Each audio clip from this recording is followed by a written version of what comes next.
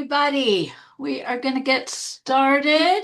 I will put the sources in the chat again if you didn't see them. They're also, of course, going to be in the PowerPoint itself.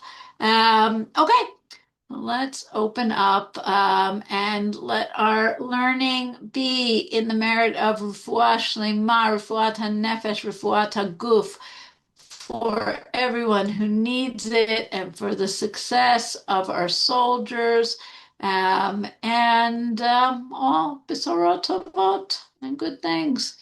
Okay, so we are on our third class of others, outsiders, interesting small communities in the land of Israel. And today we're moving back. We started with the Samaritans, right? A group that is, let's call them Jewish adjacent.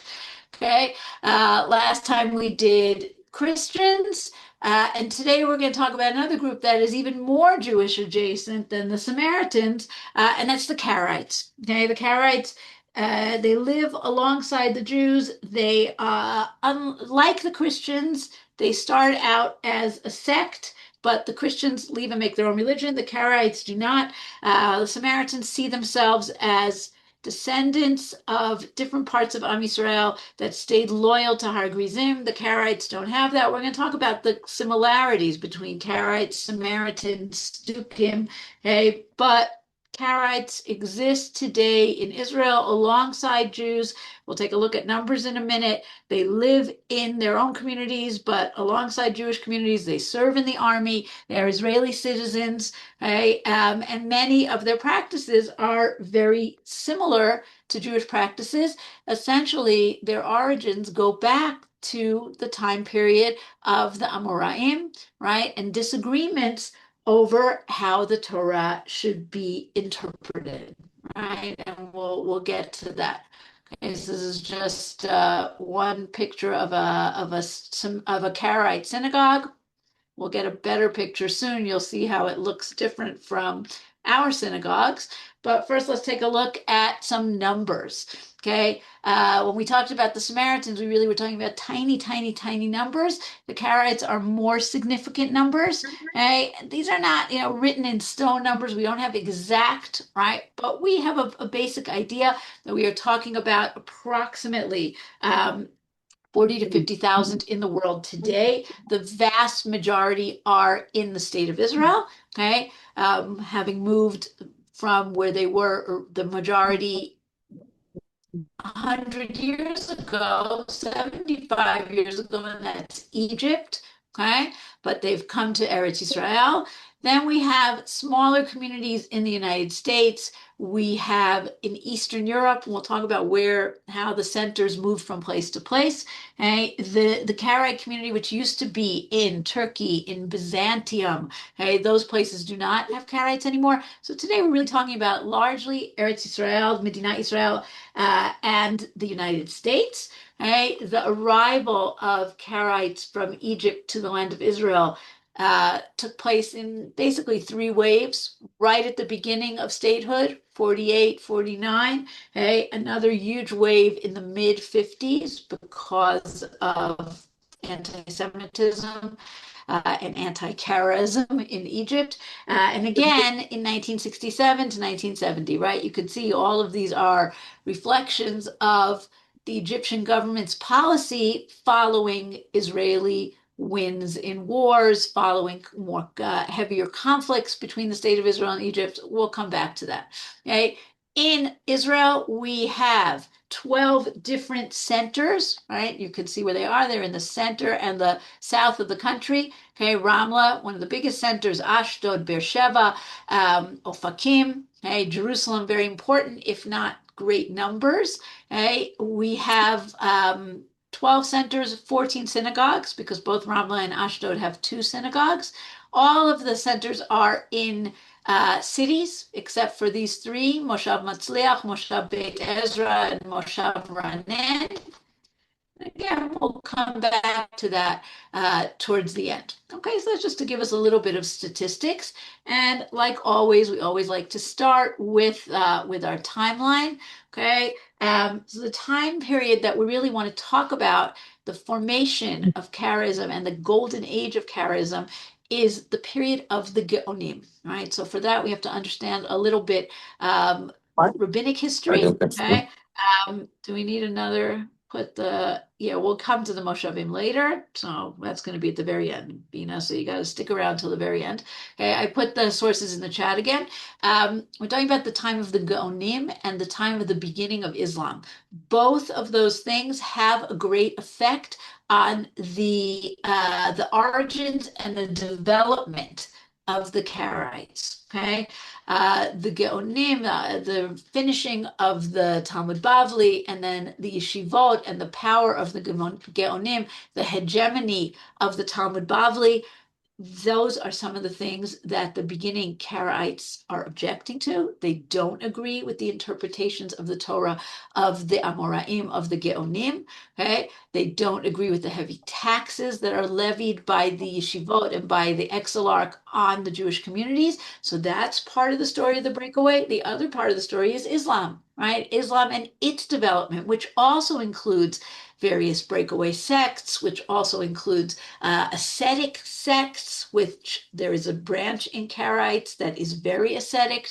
Okay, so those two things that help us put the time period in perspective.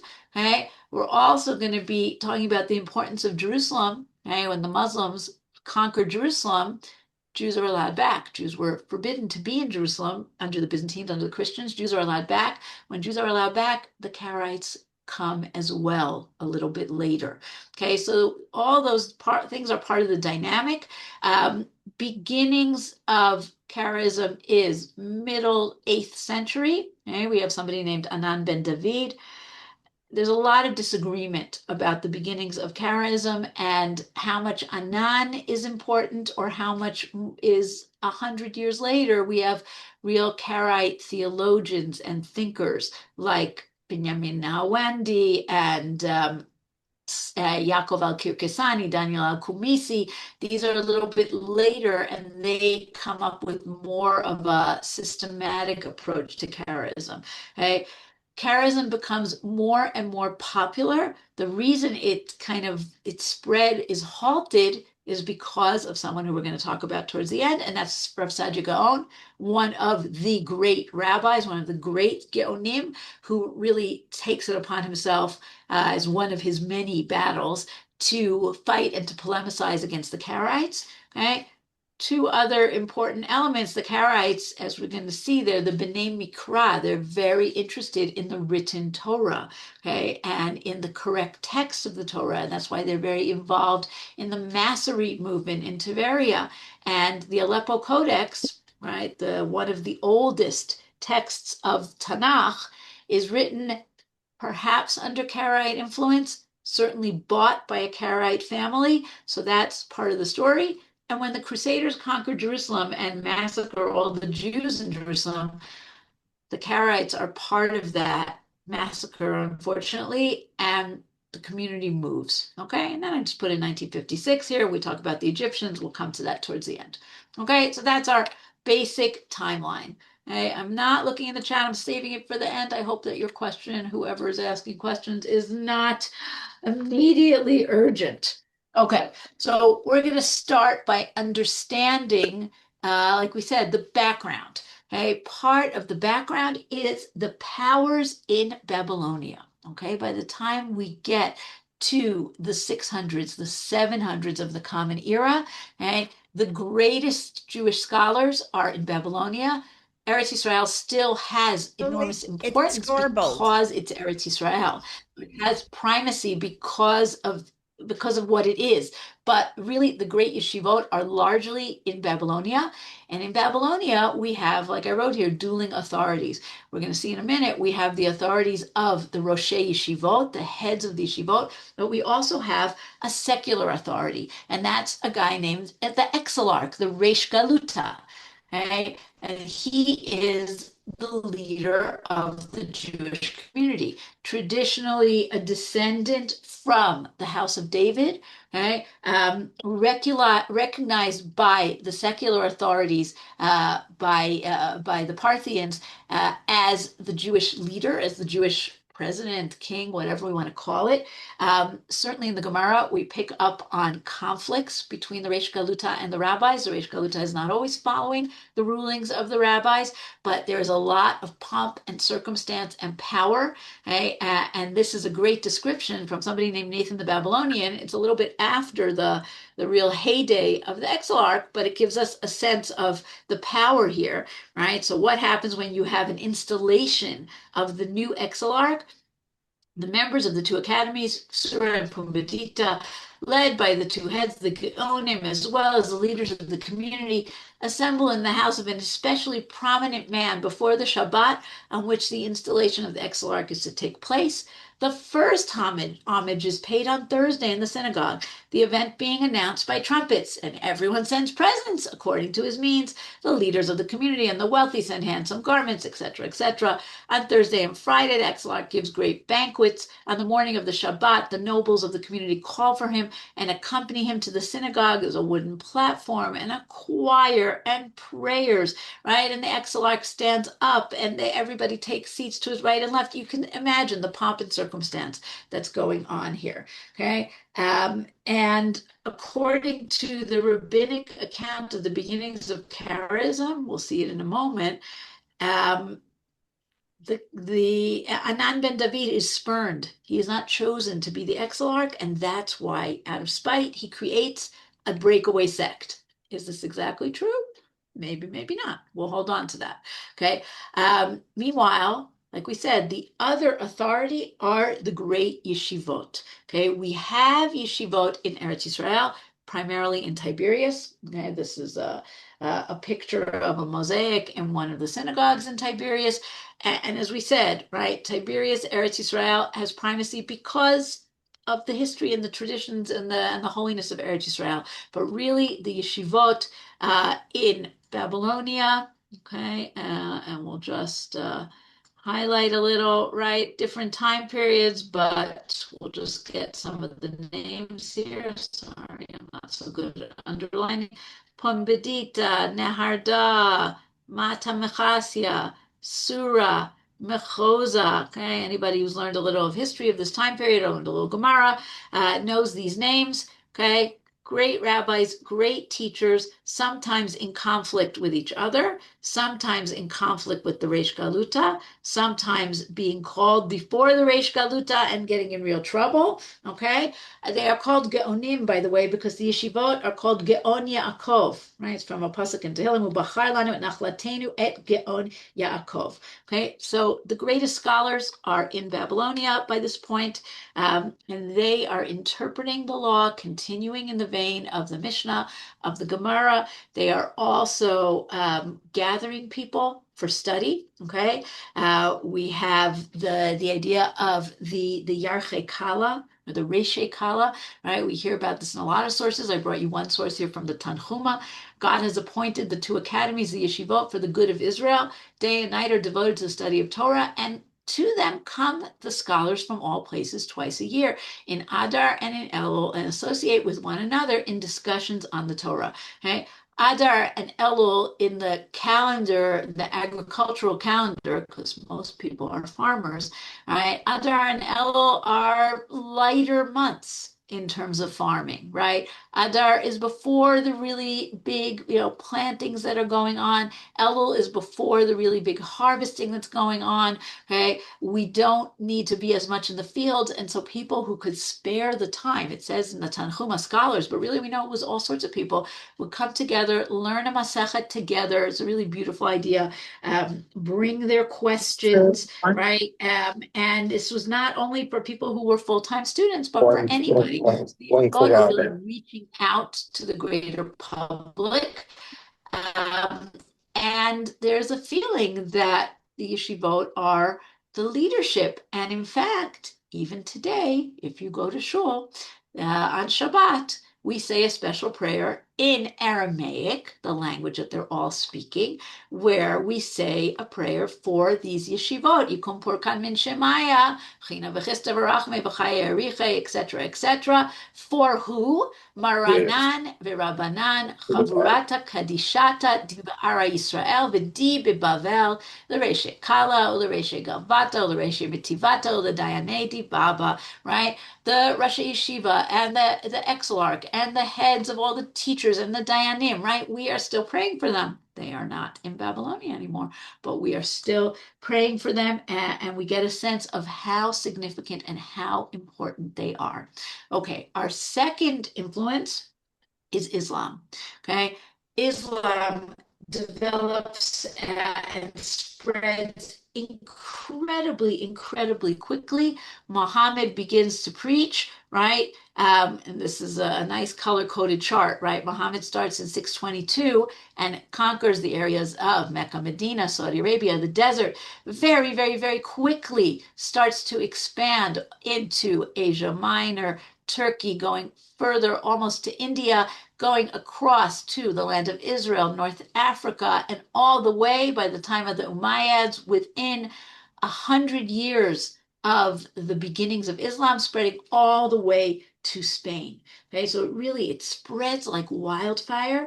The jihad, right, forced conversion. Jews and Christians are exempt, and Zoroastrians are exempt from forced conversion. They're considered people of the book. But we do know, certainly in Eretz Israel and probably in many other places as well, that there were many Jews and Christians and Samaritans who did join this trend, because even though you weren't forced to convert, life was better if you were Muslim. Okay, and there are theories that a large number of the Muslim Arabs in the land of Israel today are descendants originally of Jews, right? Which is a fascinating thing. But Islam and its ideas and its theology and philosophy and sectarianism, right? We have already from the very beginning Sunnis and Shiites. We have different breakaway groups. We have groups that are more ascetic. We have different kinds of interpretations of halakha. This is when we talk about trends in Jewish history. We're always looking at influences from the inside, right? And that would be the shivot and the interpretation of the law, as well as influences from the outside. So this is an outside influence. The Muslims make their way, of course, to the land of Israel, conquer Jerusalem. Okay, Jerusalem becomes one of the three places holy to Islam. Number one is Mecca, number two is Medina, number three is Jerusalem.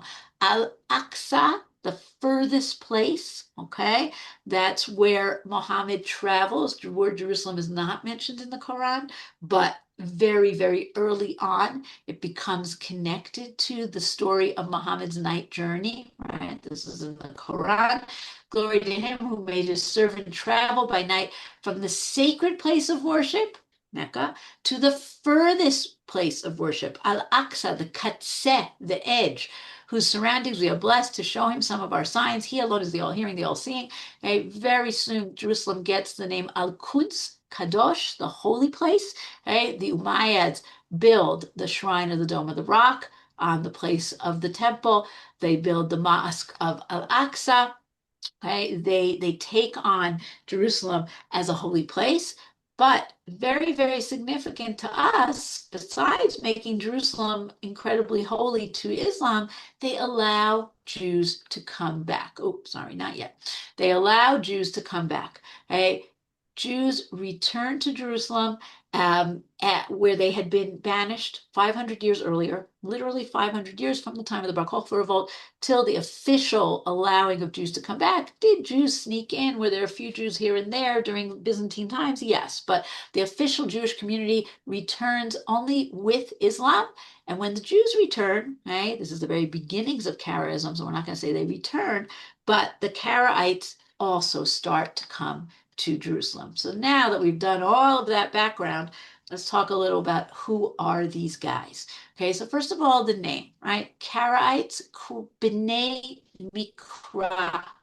They focus on the Mikra, on the Torah she'be'al peh, okay, and the Torah she'bichtav, excuse me, right? The written Torah. Now, very, very important to understand, by the way, that there is never uh, a group that does not have interpretations of the written Torah and oral Torah, because you have to interpret, right? When it says keep Shabbat, what does that mean, right? What are the laws? I'll just give you an example that I learned years and years ago from one of my teachers, Rabbi Dr. David Weiss Halivni, alav shalom, where he said, the Moshe comes down from Har Sinai, last week's parsha, reads out the Aseret HaDibrot, right? Lo tirtzach, don't murder. That seems very simple, right? Some guy in the back raises his hand and he says, well, what about in self-defense? And another guy raises his hand and he says, well, what about a judge who sentences someone to death, right? Even something that seems completely black and white requires interpretation. But the Karaites interpret differently than the rabbis do. And we have two versions of the story of Anan. Okay, Anan ben David is considered certainly by the Karaites to be the founder of charism. Today, there are scholars who will say, well, he's really the founder of something called Ananism. And then later, we have real charism. But we will read the two descriptions here, neither of which were written in the days of Anan.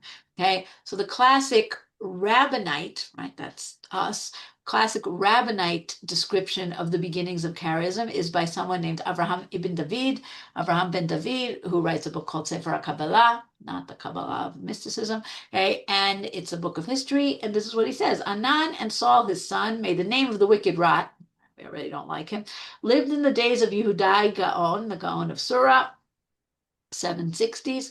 This Anan was a descendant of the house of David and a scholar originally, right? He's in line to be the exilarch. He's in line to be a Gaon, maybe. But people discovered something wrong in him, and for this reason, he was not appointed Gaon, and the fates decreed that he should not become exilarch either.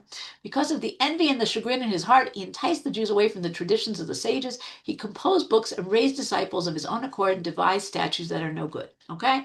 Very clear cut. Abraham ben David says, Anan, out of spite, he didn't get what he wanted, sour grapes, he made his own sect. Okay?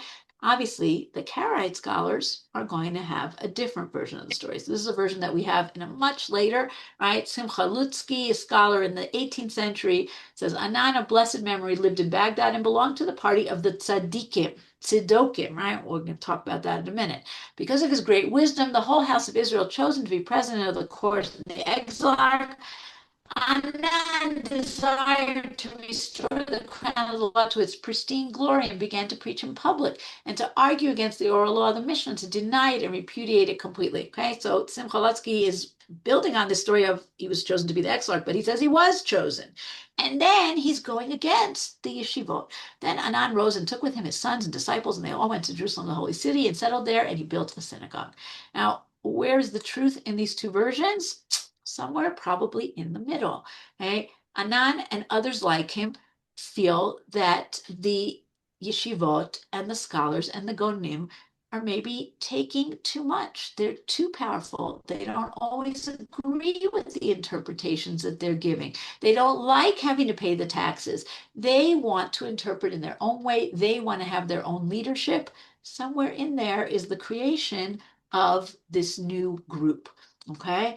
Now, one of the things that people often confuse, and it's understandable, are the Samaritans, the Essenes, right? The story of the Dead Sea Scrolls, the Karaites. What's the connection between them, right? We confuse them because all of them say we don't accept the oral law of the rabbis. Okay, we don't like the way they interpret things. Okay, we don't see we just don't accept them. However, there are differences, right? The Samaritans have only the Torah.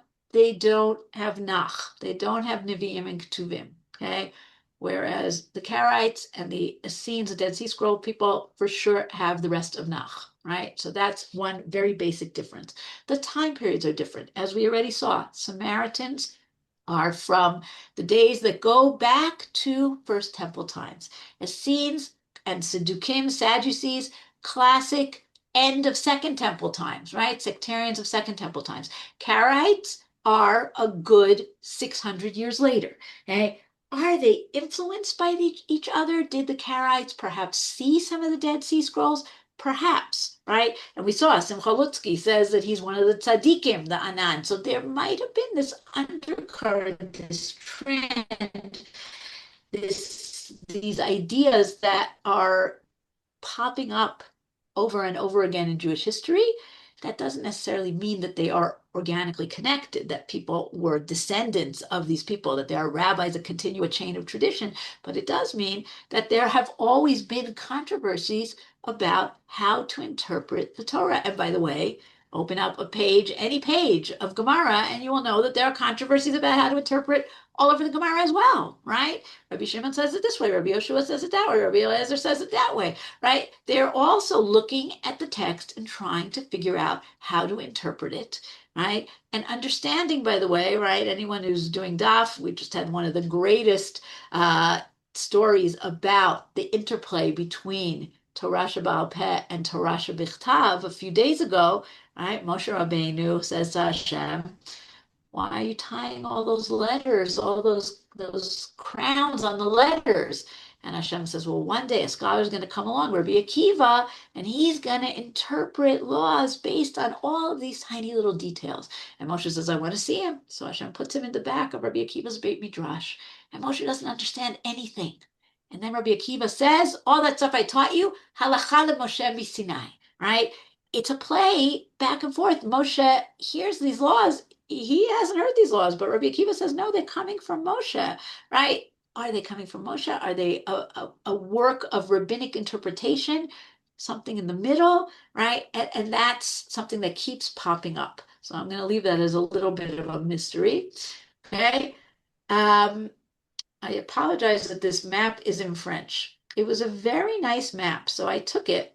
I tried to translate it. It didn't quite work, but you guys are all very smart, so you'll be fine, right? This is Karaite centers in different time periods, right? Starting with the earliest groups, okay? And that's the 8th and 9th centuries, and that's the area of Persia, Babylonia, right? Persia and Iraq, and Eretz Israel and Egypt. Okay, as time passes, 9th and 10th centuries, more of Egypt, all of North Africa, all the way to Spain. We also have the areas of Asia Minor going all the way out to Bukhara. Okay, later on, we have this area of Turkey, Byzantium, and finally in the 13th, 14th centuries and later, the area of the Crimea and Eastern Europe. Okay, so we have these changes. This doesn't mean that there aren't Karaites in Egypt in the 20th century. There are, but the centers kind of shift at different times. Okay, one more introductory thing before we get to some of the actual laws and differences of the Karaites. A lot of what we know about the Karaites and their everyday life, just as a lot of what we know about Rabbinite Jews from this time period, comes from the absolutely amazing treasures of the Cairo Geniza. Okay, in Cairo, there's a synagogue called the Ben Ezra Synagogue, and the Jews and the Karaites of Cairo were very, very careful to take any of their sacred texts and put them in the Geniza, right? We know that that's always important, your Sidurim, your Chumashim, whatever. But they also put in the Geniza many, many other things, contracts, letters, ketubot, right? Wedding contracts, business letters, right? All this stuff ended up in this Geniza, these massive, massive amounts of papers, right? A few people knew about the Geniza in the 19th century. One of the if you're interested in the Geniza, there are a couple of great books. One is a book called Sacred Trash. Okay? In 1896, there are two British sisters, not Jewish, Agnes Lewis and Margaret Gibson. They come across the Geniza alongside other people. They write to a friend of theirs in Cambridge whose name is Solomon Schechter, and they say, "You've got to come see this stuff." And he does. Okay? And there are 400,000 fragments, many of which are taken back to Cambridge, and they're still being studied today. And the Geniza gives us an amazing window into everyday life. Soon we're going to see a ketubah, two ketubahs from the Geniza, but I'll just read you this quote from Solomon Schechter. It's a great quote. He writes, "It is a battlefield of books, and the literary production of many centuries had their share in the battle, and their disjecta membra are now strewn over its area." So the Geniza is enough work for hundreds of scholars for a very long time, and many, many things have been discovered there. Just to give you one example of books besides the personal stuff, right? We have a scroll that might have been an early Dead Sea Scroll, right? That somehow ended up in the Geniza. All kinds of great stuff. Okay, let's come back to our Karaites. One of the Karaite thinkers after Anna ben David is someone named Daniel al-Kumisi in the 9th century. He develops one of the ideas of the Karaites, which is that A, they need to be ascetic, they need to deprive themselves, and B, they need to do that in Jerusalem. Okay, and he gives the Karaites another name. He calls them the mourners of Zion, Avelei Zion. And he comes to Jerusalem, establishes a community there. Today, if you go in the Old City in the Jewish Quarter, you will see the Karaite synagogue. Okay, and today there's also a museum. The Karaites will say this is a synagogue founded by Anan, okay, in the 8th century. It seems more likely that it's founded by Daniel al-Kumisi 100 years later. And he writes about how there should always be Karaites in Jerusalem. Why? Listen to his logic. "You should know that it is the villains of Israel who say to one another, 'We are not obliged to go to Jerusalem until he gathers us just as he has scattered us,'" right? People say, "Oh, we have to stay in the diaspora till God brings us home." These are the words of those who anger God and of fools. Even if God had not commanded us to go to Jerusalem from the countries of the diaspora in lamentation and bitterness, we would nevertheless know by virtue of our intelligence that there is an obligation upon all those who suffered from God's anger to come to the gate of the angry to supplicate him, right? It's very logical. He says, if you make someone angry with you, you don't say, "Come to my house so I can apologize to you." You say, "I'm going to come to you. I'm going to prostrate myself in front of you. We've made God angry. Therefore, we need to come and ask forgiveness in his home in Jerusalem." One should not say, "How can I go up to Jerusalem for fear of bandits and robbers or for fear of not being able to earn a livelihood in Jerusalem?" Right? These are very contemporary arguments.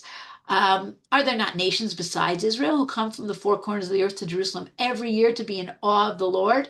Why is it that you, our brethren of Israel, do not do as the other nations of the world and come and pray? If you do not come because you covet and are obsessed with your merchandise, then at least send 5 men from each city with enough money to support them so that we can become a unified group to supplicate our Lord continuously in the mountains of Jerusalem. Okay, beautiful. Okay, so let's talk a little about what is this different Karaite interpretation. So in the beginning, at least according to tradition, Anan basically sees the interpretation of the law as something of a free-for-all. You individuals should read the Torah, figure out the law from the language and of the psukim. He says this is probably not said by Anan, but it's a traditional saying. "Search well in the Torah and do not rely on my opinion." Later thinkers like Benjamin al-Nawandi start to say, well, there are rules that everybody should follow. Okay. Now there are many beliefs in theology that are similar to Rabbinite Jews, for example, beliefs in the afterlife, but many of the mitzvot are interpreted differently. So we're going to do a few interesting examples. Okay. One of them, mezuzah. Okay. Uktavtam al mezuzot beitecha uvisharecha. Right. Rabbin again. Daf Yomi right now. Rabbis interpret this as take those 2 paragraphs of the Shema and the Vahayim Shamoa and literally write them on parchment, put them on your doorpost. Karaites say, no, that's a metaphoric idea. Really means thinking thinking about God all the time. If you want, you can take a text, an important text like the Ten Commandments, and put it above your door or on your doorpost. Today, Karaites in Israel usually do have something that looks like a mezuzah because they want to be part of the culture, but without the just the bite that has writing on it, not with something inside. Okay. Another example, tzitzit. Okay, when the Torah says your tzitzit needs a ptil techelet, okay, it needs a string that is blue. The rabbis interpret and they say tchelet, there's only a certain kind of tchelet. It can't be a fake tchelet. It has to be made from a certain kind of dye. The Karaites say blue. Blue is blue. Blue can be anything. It can be synthetic dye. There's no need to go to all these lengths. So the Karaite tzitzit is a very beautiful, bright blue, but not the tchelet of the rabbis. Prayer, okay? They believe that prayer is twice a day, okay? Their synagogues, I told you the synagogue looks different. There are no seats. There's only a carpet. They prostrate themselves, and that's what you could see in the picture here on the left. So you might say, okay, that looks like the Muslims, right? When the Muslims pray, anyone who's seen Muslims pray, they lay out a prayer rug, you prostrate yourself. But on the other hand, that's the way prayer was, or the way that the Levium and the Kohanim were in the Beit HaMikdash, right? We know on Yom Kippur, when we say God's name, we also prostrate ourselves. It's a very old idea. Um, they see the synagogue as a mikdash ma'at. It's like a temple. That's why they prostrate. That's why they don't wear shoes. Okay, you have to be clean before you go into the synagogue. Okay, their prayers are mostly from Tanakh, meaning they don't have a Shemona Esrei. They have a Shema, plus some poems that have been written by Karaite scholars. Okay, their calendar. Okay, they have a calendar which, like we do, has a cycle with leap years. It has a 19-year cycle. It has leap years. They look out at the new moon, but a very important and significant difference. Okay? Again, Parsha a few weeks ago, we heard about how we have Pesach has to be in Chodesh HaAviv. Today we say Aviv. What does Aviv mean? It means spring. Okay, but really, when you read the Makot, it talks about how the barad, right, the hail hits the barley, which is Aviv. It's already hardened, and that's why it gets harmed by the hail. Okay, and that aviv, that's really what it means. It means you have to go out to the fields, according to the Karaites, and look at the barley. Is the barley ready and ripe? Then we can have Chodesh Aviv. We go out in Adar, we check the barley. These guys are checking. That's what you see in the picture here. If it's not ready, we add a leap month. Okay, so that's a difference in their calendar. Another difference, we saw this with the Samaritans. You see it with the Dead Sea Scrolls as well. Shavuot has to be Bayom Harishon, Mimacharat HaShabbat. Rabbinites say Macharat HaShabbat.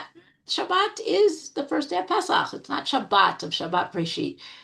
So, Karaites, Samaritans, Dead Sea Scrolls, they say Mimacharat Shabbat, that's Sunday. So we cut the Omer on a Sunday. Shavuot, 7 weeks later, always on a Sunday. Okay. Rabbinite customs that are not followed by the Karaites. Okay. We already talked about mezuzah, they see as a metaphor. Tefillin, they see as a metaphor as well, right? La'ot ayadecha l'totafot beinenecha means you should have Hashem always in your brain. You should always do the mitzvot, but you don't have boxes on your head. Now, fascinatingly, some of the rabbinic commentaries our Pashtanim, they say, well, really, that is the Pshat. So one of the most famous of the Pashtanim is the Rashbam, right? Rashi's grandson.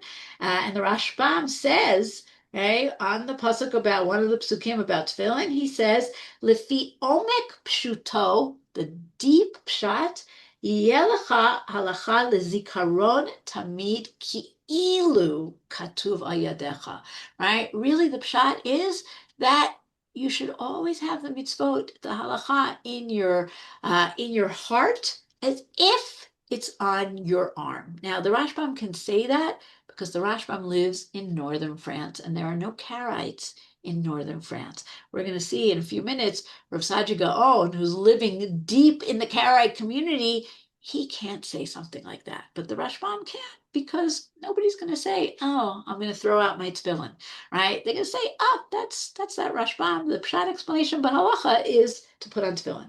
Okay, probably the most famous custom that the Karaites or law that the Karaites don't follow is having a fire on Shabbat. Okay, when the Torah says lo tivaru ish b'chol moshvotechem b'yom Shabbat, right? No fire in your dwellings on Shabbat.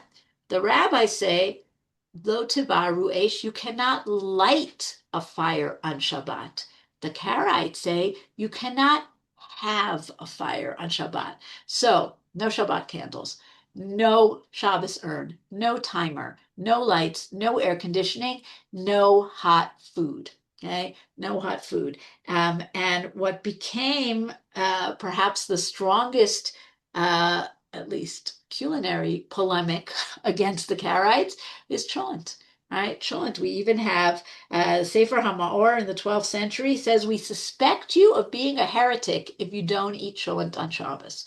Okay, so those my cholent lovers out there, okay, don't be a heretic. Eat your cholent. Um, they believe that the idea of Tara is just to become clean. You do not have to go to a mikvah. You just can go to the shower. This is Tara for Nida. This is Tara for any purposes. No mikvahot. Okay? And in keeping with the fact that they accept all of Tanakh, so unlike the Samaritans who don't have Purim, the Karaites have Purim. However, they don't have Hanukkah. Right? Hanukkah is a rabbinic holiday. It comes later in history. They don't have Hanukkah, although if you ask a Karaite in Israel today, they'll say, well, yeah, we eat sufganiyot. We want to be part of the whole, everything, but they don't have the mitzvot of lighting candles. They don't have the halachot of Hanukkah. Okay, maybe one of the most interesting uh, historical stories that we have about the Karaites and the Rabbinites is marriage. Okay, we have ketubot, we have marriage contracts from the Cairo Geniza. And these are two of them, both from around the same time, from the 11th century. Okay, this one is from 1052. The one on the left, the one on the right is from 1028. No, sorry, the other way around.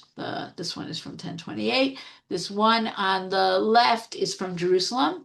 Both the bride and the groom are Karaites. And this is a Karaite ketubah, by the way. Very interesting, right? Does the Torah talk about a ketubah? No. Right? But the Karaites interpret marriage laws to include ketubah. Okay? But the more interesting ketubah is the one on the right. This is a ketubah from Cairo, which talks about a marriage, a mixed marriage, right? A marriage between a Karaite man and a Rabbinite woman. And we have a few ketubas like this, both going both ways, right? We have some between Karaite woman and Rabbinite man. And in these ketubot, usually the idea is that both parties agree that they will not go against the beliefs of the other party. So, for example, Karaites believe that you should not have marital relations on Shabbat because they see it as a form of work.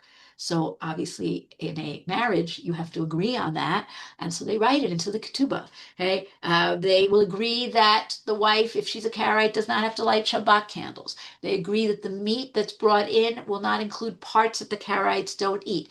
Okay, if you look at this ketubah, you actually say, right? You see here, very interesting, the last two lines. Bezeh hayom lefi shekibalti al nafshi. שלא אכלל עליה מועדי השם אשר הרבנים מחזיקים בהם. I accept, says the man, that I will not desecrate the holidays that the Rabbinites keep, right? So let's say that the Karaites had added an extra month that year. So the wife is going to keep Pesach a different time from the husband. But he says, I'm gonna respect that. I'm not going to do chilul of the moed. I'm not going to do work on her holidays, right? Fascinating.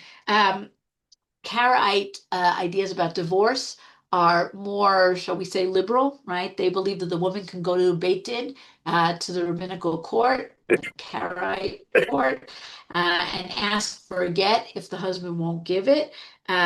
They are much more strict about laws of forbidden marriages, right? Cousins of cousins of cousins, who's not allowed to marry each other. The Karaites have many more degrees of who's not allowed to marry each other. Okay, let's come back to our Karaites and where they live. Okay, in Jerusalem, we know that at least in the Middle Ages there was a separate Karaite neighborhood, perhaps down in the Kidron Valley. Even today, there is a separate Karaite cemetery above the Hinnom Valley. Okay, with very ancient graves. Um, as the Karaites become more and more powerful, okay, in the places where they are powerful, in Egypt, in the land of Israel, in Persia, and in Babylonia, the rabbis feel the need to speak out against them. And the one who speaks out the most and is the strongest polemicist against the Karaites is Rav Saadia Gaon. And Rav Saadia Gaon is a fascinating character. He was born in Egypt in 882. At some point, he leaves. He goes to Tiberias. He goes to Aleppo. Then he comes to Baghdad. He's appointed the Rosh Yeshiva of Pumbedita, and he's the Rosh Yeshiva of Sura. Hey, even though he has no yichus, he does not come from an important rabbinic family, and yet he's brilliant, and so he does become Rosh Yeshiva. He is somebody who never hesitates to speak up. He gets in polemics not just with the Karaites, he's in a polemic with the Exilarch, he's in a polemic with the yeshivot in the land of Israel about the calendar. Hey, in between all these polemics, he is the first of, in almost everything. He is the first to translate the Torah into Arabic. He is the first to write a halachic work by subject. Okay, he's the first to write halacha in Arabic. He's the first to make a Hebrew Arabic dictionary. Okay, he's the first to try and reconcile Tanakh and philosophy. It's called Sefer Emunot V'Deot. He writes about grammar. He writes piyutim. He knows astronomy. He's just one of these guys who just knows everything. He's brilliant, absolutely brilliant. And he decides to take on the Karaites as well as Islam. He also polemicizes against Islam. Okay, now, unfortunately, he writes a lot as far as we know, but very little of it has been preserved. A lot of it has been lost.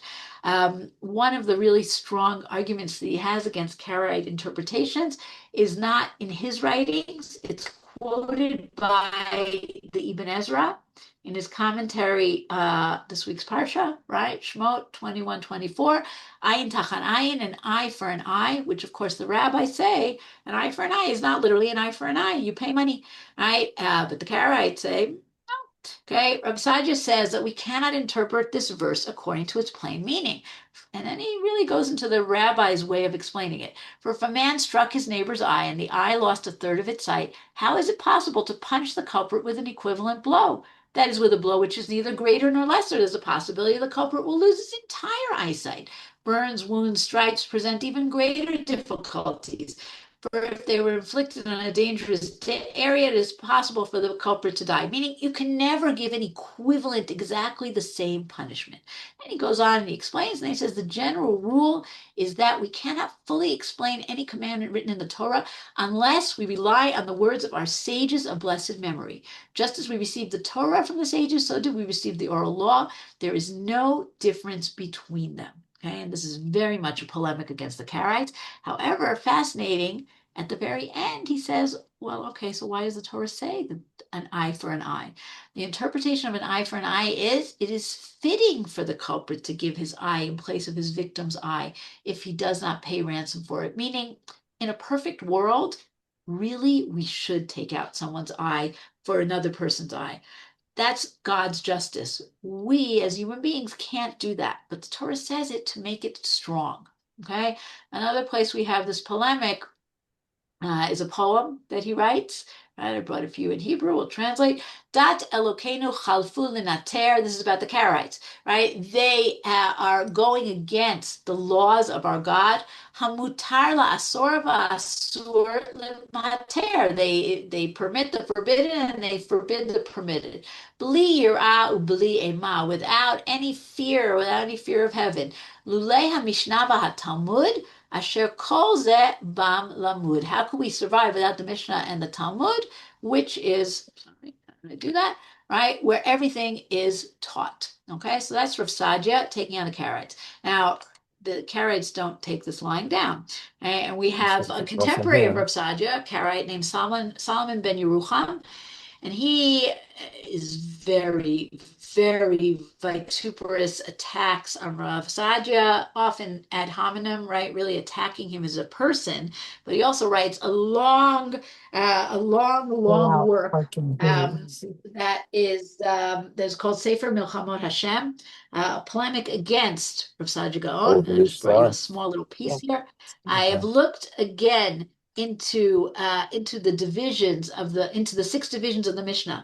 And behold, they represent the words of modern men, right? You think the Mishnah is from God? No, it's people. There are no majestic signs of miracles in them. They lack the formula and the Lord spoke unto Moses and Aaron. I therefore put them aside and I said there is no true law in them, right? So one of the things that we think is really very powerful about the Mishnah and the Gemara, that the fact that God gave us, right? Lo b'shamayim, God gave man the ability to interpret the law. Solomon ben Yerucham says, what are you talking about?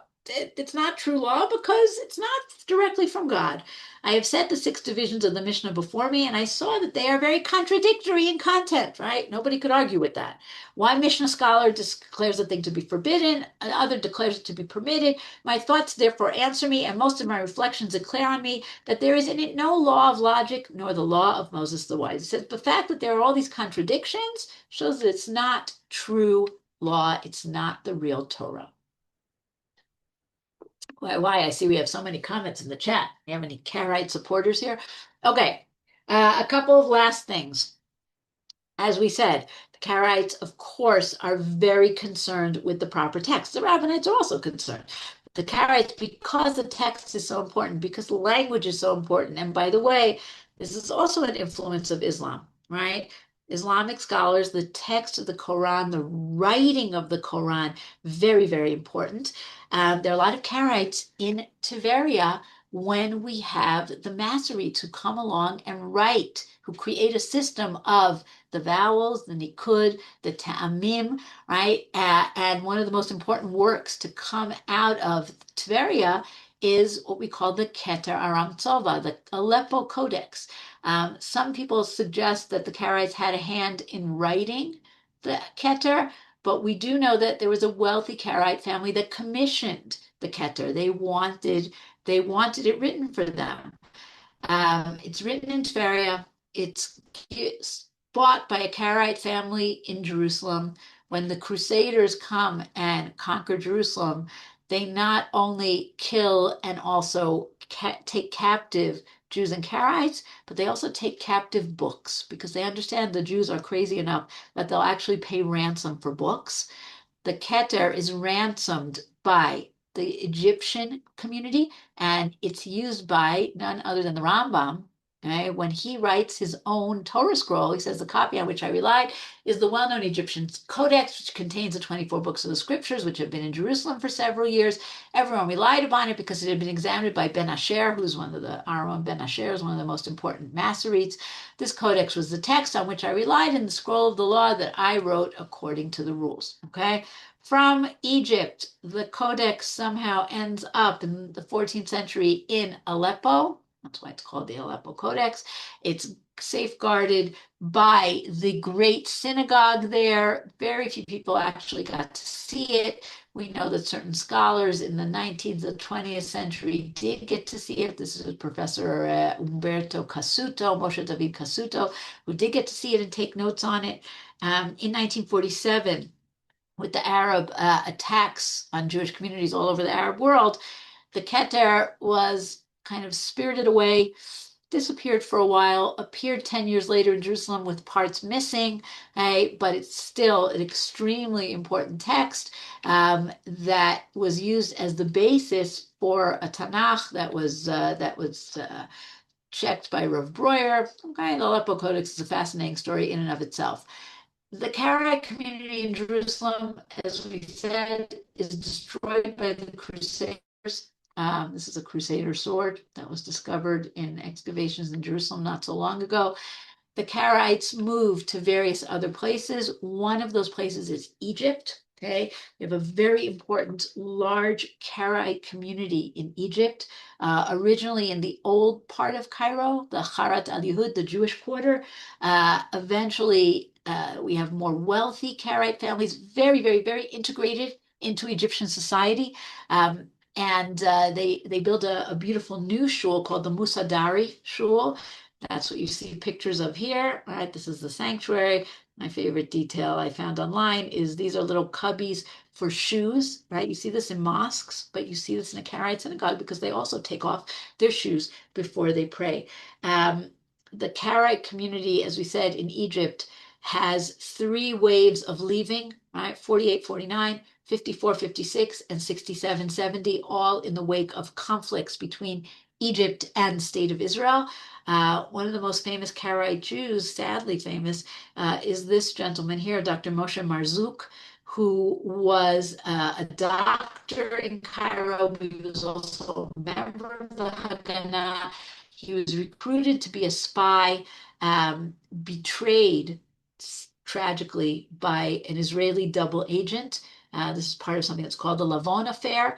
He takes the blame, he takes the fall for the spy network, and he and another colleague of his, Shmuel Azar, are executed in Egypt in 1955.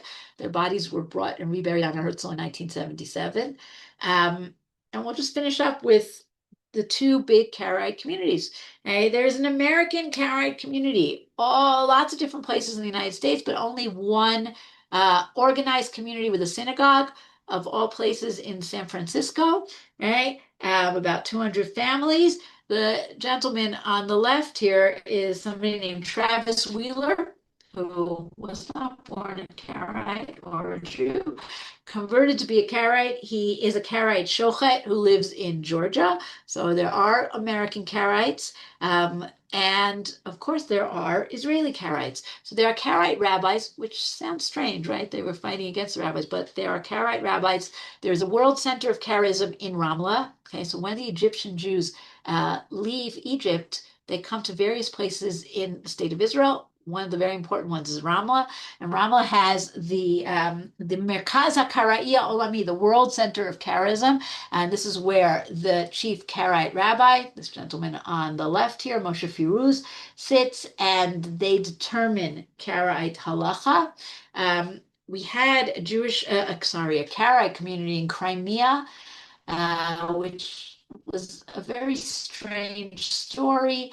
They basically disassociated themselves from the Jews. Lots of times, the Egyptian Karaites and the Egyptian Jews were very close, but in the Crimea, the Karaites really considered themselves to be a separate nation. And in fact, when the Nazis came to the Crimea, they were considered to not be Jews, and they were spared because of that. In some cases, they collaborated with the Nazis tragically. The Jewish communities in Eretz Israel, like we said, one of the major ones is in Ramla. There was a Karaite community in Ramla in the Middle Ages. Perhaps that's why they were encouraged to move there. So if you come to Ramla, there are two different synagogues. You could see a Karaite butcher, chazat, snufa. They eat certain parts that they don't eat certain parts that Rabbinite Jews eat. And there are two Karaite moshavim, one right near Ramla named Matzliach, one near Ofakim named Ranan. Yitzchak ben Tzvi, right, the second president of Israel, president when this large Karaite influx comes in the 50s, he said they shouldn't just be in the cities, they should have some agricultural communities because of this idea of checking the barley. Okay? And he really started them on having these agricultural communities.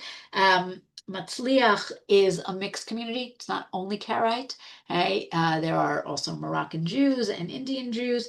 Ranin was all Karaite. Today it's expanding, and there are non-Karaites who are moving in there as well.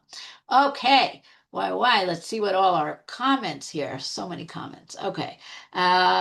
Kumisi from Kum. Thank you. Very nice.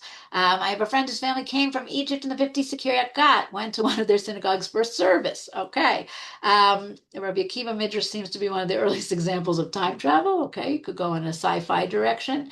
Um, Karaites do have Nach. I didn't say they don't have Nach. They do have Nach. Hey, Nach is not the divinely given document, but it's right. No, they have Nach. Right? They definitely do. And I think they have the same distinction that we do, which is that it's not God's words, but it's channeled through the Nevi'im.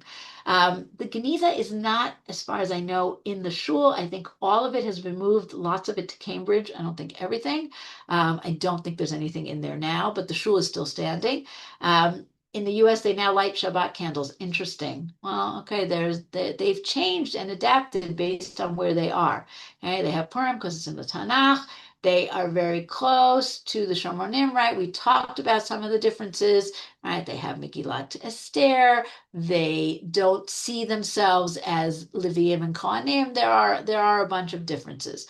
Um, Botanically correct. Ruth, I don't know what you're referring to. No, Noga You'll speak up and Haruveni. you'll tell me. Oh, Dr. What? Ruveni. Dr. Noga Haruveni Yeah, from what's it, Neot Kedum? from, from Nail Right. Kedumin, yeah. That's right. That's right. So he had a whole business about it.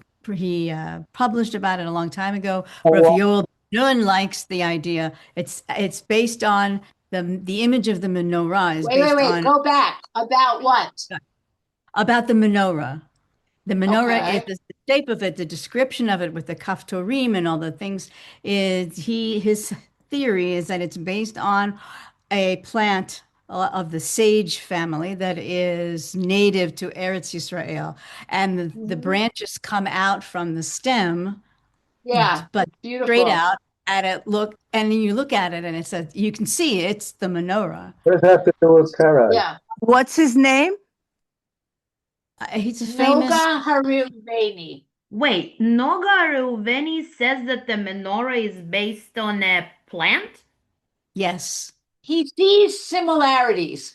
But why, but Ruth, wait, why connected to Karaites? Because I Well, asked about the picture of Rabbi Saadia Gaon. You have Okay. there Very, you very have a peripheral, menorah but nice. Okay. What did the Rambam think about Saadia Gaon? The Rambam is pro Saadia Gaon. Saadia Gaon is one of the greats. He's one of the early greats. I don't know if the Rambam wrote anything specifically about Rav Saadia Gaon. I don't know. Did Karaites do without electricity in the early 20th century? Bichlal, you're saying? Or on Shabbat? On Shabbat, according to the strict Karaite halacha, nothing, right? And I have spoken to Karaites who say, well, yeah, but now we leave on the air conditioning because it's very hot, right? You can't always get a straight answer when you speak to Karaites. Some think this way, some things that way. Were the Romaniot Jews of Greece similar in some ways to the Karaites? Not as far as I understand. The Romaniot is the very old approach to nusach and davening that was before the Spanish Jews came. Right, it was like the Byzantine Jews. I don't think they're similar to Karaites, not that I know about. Okay, menorah, all because of the picture of the Karaite menorah. Fine, no Karaites. There's a Karaite community with a Chacham in Troy, New York. Interesting. I did not know that. Um, They there's a Karaite named they Aaron Ben also Azariah. Yeah, Suzanne. I met that Chacham.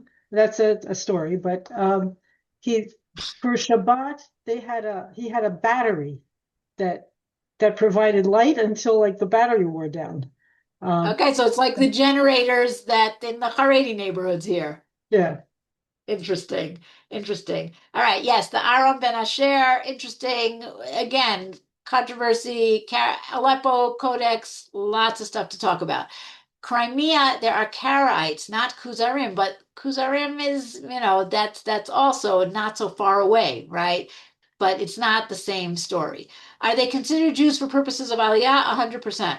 They are. Right? They are. They were accepted for Aliyah, and they're considered Jews in the sense of, well, not for marriage, right? So in Israel, you have the division between Misrata Klita, right, and or Misrata Pnim and the rabbinate. So if you go to the rabbinate to get married, you will probably have some trouble as a Karaite. But if you go to be registered as an Israeli, you won't, right? JTS has some of the Geniza, okay. The Karaites in Troy don't like Kelsey. I don't know. I'm sure there are differences. Okay. Prayer from the U.S. Karaites. Yeah, the Karaites of Lithuania worked with the Nazis. Yeah, very bad stories. Other questions, comments? Do I have any Karaites lurking on this chat? I actually met a Karaite once, family from Rhode Island, and they told me they were Karaites, but now they have converted or not converted. They have they've become Rabbinites. It's hard to be a Karaite, right? It's hard to be a Jew. It's harder to be a Karaite. All right. Thank you, everybody. Next week, I think I have to decide what I'm going to do. I have to see if I'm going to do some more Christians. I might have done as much as I want to do, but it will be on the website and you guys will come back. Bezrat Hashem. Shabbat Shalom to everyone. Chodesh Tov for next week. Thank And I will you. see you next week. תודה רבה.